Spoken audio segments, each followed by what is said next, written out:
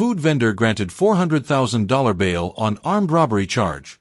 Guyana Chronicle, Anderson Cyril, a 28-year-old food vendor from Tabatinga, Leitham, was granted bail in the sum of $400,000 by Magistrate Omadat Chandan at the Leitham Magistrates Court on Monday, December 2, 2024. The bail was granted in connection with an armed robbery charge for which Cyril had been arrested on November 10, 2024. Cyril, who was not required to plead to the charge, was initially denied bail and remanded to prison. However, his defense attorney, Bernard da Silva, successfully argued for reconsideration, citing several key points: the absence of the prosecution's file and uncertainty regarding a trial date, the constitutional guarantee of a fair and timely hearing under Article 144 of the Guyana Constitution, which presumes the defendant's innocence until proven guilty. Cyril's strong ties to the community, including his role as a family man with a pregnant wife and a minor daughter, and his low risk of flight. Despite objections from the prosecution, which pointed to the severity of the charge, Magistrate Chandan ruled in favor of granting bail. As part of the bail conditions, Cyril must report weekly to the Leitham police station. The case has been adjourned to later this month for further proceedings. GDF, Coast Guard and French Navy strengthen ties with offshore exercise. On Thursday, November 28, 2024, the Guyana Defense Force Coast Guard, GDF-CG, and the French Navy successfully conducted a passing exercise, PASSEX, approximately 20 miles offshore of Guyana.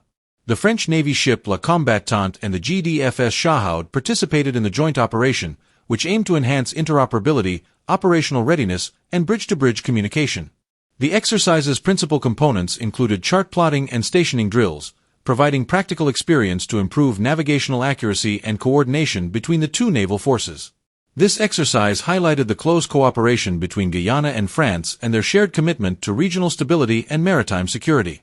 By fostering teamwork, such initiatives provide valuable opportunities to strengthen relationships and build capacity to effectively address both individual and collective naval challenges. Chief Justice rules GRA's questioning of source of funds illegal, orders immediate release of vehicle. On December 3, 2024, Chief Justice Roxanne George issued a decisive ruling against the Guyana Revenue Authority, GRA, declaring its demand for a Remy grant to substantiate the source of funds for a duty-free concession illegal. The case involved Rees Manger, who was granted Remy grant status in August 2023 and sought tax exemptions for his imported Toyota Land Cruiser. Despite providing extensive documentation, the GRA delayed processing the exemptions, citing concerns over the legitimacy of his source of funds.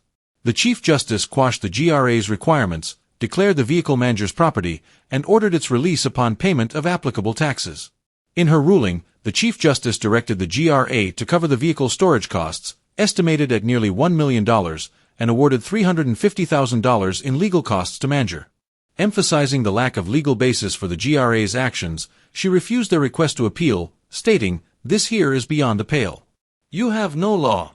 Attorney Seon Durjan, representing Manger, welcomed the decision, which reinforces the rights of Remy grants under Guyanese law. Eteringbang Airstrip upgraded, renamed Brigadier Gary Beaton Aerodrome. The airstrip at Eteringbang, Region 7, Cuyuni Mazaruni, has been officially upgraded and renamed the Brigadier Gary Beaton Aerodrome in honor of the late Brigadier Gary Beaton. Brigadier Beaton was instrumental in the project but tragically lost his life in a helicopter crash that also claimed the lives of 4 other servicemen. The transformation, led by the Guyana Defense Force, GDF, and the Ministry of Public Works, included stabilizing the surface, adding a cement-stabilized foundation, improving drainage, and installing lighting and markings, making it operational 24/7. Government project engineer, Lieutenant Colonel Bade Schwar Murley, provided critical leadership and technical expertise to ensure the project's success. At the dedication ceremony, Chief of Defense Staff, Brigadier Omar Khan, MSS, commended the 240 ranks who worked on the project for their dedication and resilience, calling the achievement a testament to their hard work. President Dr. Irfan Ali, accompanied by several government ministers and Brigadier Beaton's widow, Dr. Jennifer Westford, praised the project and proposed a border medal to recognize those who contributed to its success. President Ali highlighted the aerodrome's role in advancing regional development, including the operation of a new health center and upcoming projects such as a water supply system for schools, a multipurpose center, and a tarmac for aircraft and community events.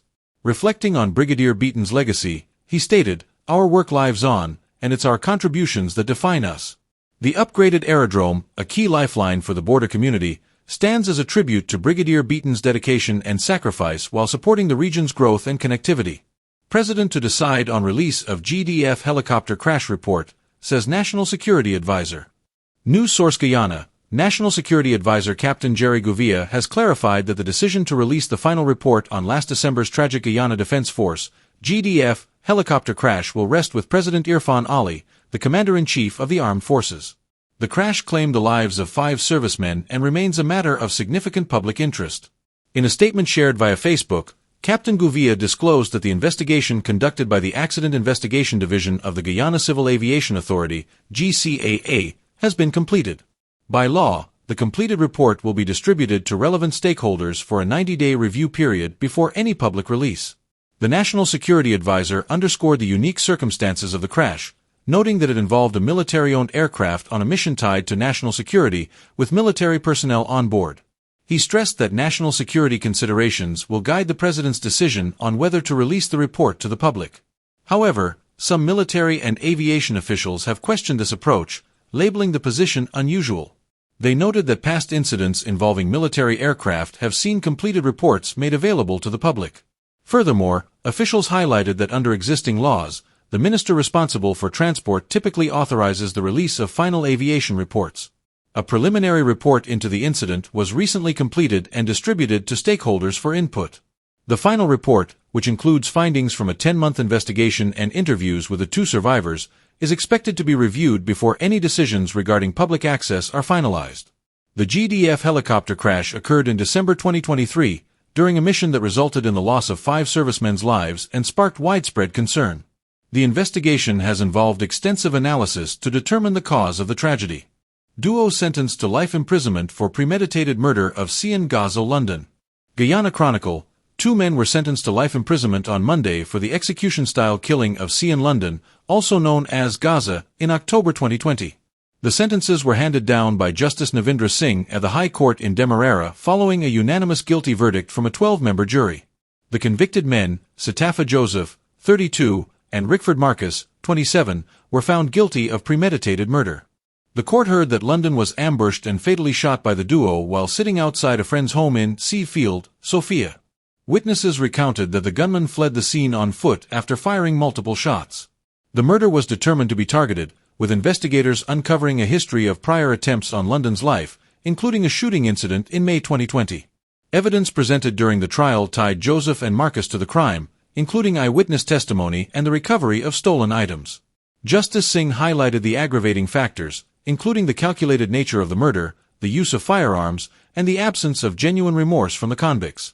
He further cited their criminal histories, with Joseph having prior convictions for armed robbery and narcotics trafficking, and Marcus for larceny. In a powerful victim impact statement, London's grieving mother urged the court to impose the maximum penalty, describing her son as a loving family man whose life was stolen in an act of senseless violence. State Prosecutor Madana Rampersad emphasized the gravity of the crime, its impact on the community, and the need for a sentence that deters future offenders. Justice Singh sentenced both men to life imprisonment, setting their parole eligibility at 43 years, including enhancements for premeditation, the use of firearms, and prior convictions. The time spent in pretrial detention will be deducted from the total sentence. Despite their conviction, both Joseph and Marcus maintained their innocence during mitigation. Their attorney, Leslie Sobers, argued for leniency, citing their alleged impaired judgment due to marijuana use and their potential for rehabilitation.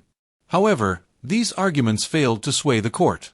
Justice Singh's ruling reflects the judiciary's firm stance against violent crime. The case underscores the importance of justice for victims and the societal demand for accountability in the face of premeditated violence. GTUC criticizes opposition for failure to hold government accountable. News source Guyana. The Guyana Trade Union Congress, GTUC, has criticized the opposition for what it describes as a lack of effective action in holding the government accountable amidst rising social and economic challenges.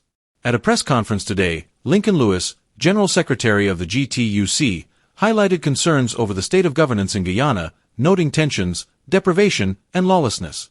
He called on the opposition, led by Aubrey Norton, to step up its efforts and provide meaningful leadership to the nation. There is a need for greater political militancy in this society. The opposition's role is not only to promise what they would do in government but also to actively oppose poor governance and demand better for the people, said Lewis. A call for assertive leadership. Lewis urged the opposition to assert itself in defense of the rule of law, basic rights, and public entitlements. He warned that ceding ground to the government risks eroding respect for democratic principles and the rights of citizens. You are ceding too much ground that is resulting in the erosion of respect for the rule of law and the basic rights of the ordinary man. This is a grave disservice to the people, he added. Constitutional duties and inclusionary democracy. The GTUC also responded sharply to Vice President Berit Jagdeo's recent remarks that the government has no intention of involving the opposition in key decision-making processes. Lewis reminded the administration of its constitutional obligations, specifically citing Article 13 of the Constitution of Guyana, which mandates an inclusionary democracy that involves all citizens in governance and decision-making processes affecting their well-being. Guyana is not the vice president's sole property, nor is this a one-party state where he presides as lord and others his minions, Lewis asserted. He called on President Irfan Ali to take charge of national leadership, adhere to constitutional responsibilities, and foster collaboration with the opposition and civil society. Lewis criticized what he described as the outsourcing of presidential duties to Vice President Jagdeo. While acknowledging a lack of direct discussions with the opposition, Lewis affirmed the TUC's willingness to collaborate with those committed to advocating for the people's rights. The GTUC stands ready to work with those who are prepared to work for people, he said. Lewis emphasized that as a rapidly growing and resource-rich nation, Guyana's citizens deserve leadership that is inclusive, accountable, and focused on improving their lives. He called for decisive action to ensure that all Guyanese benefit equitably from the country's wealth.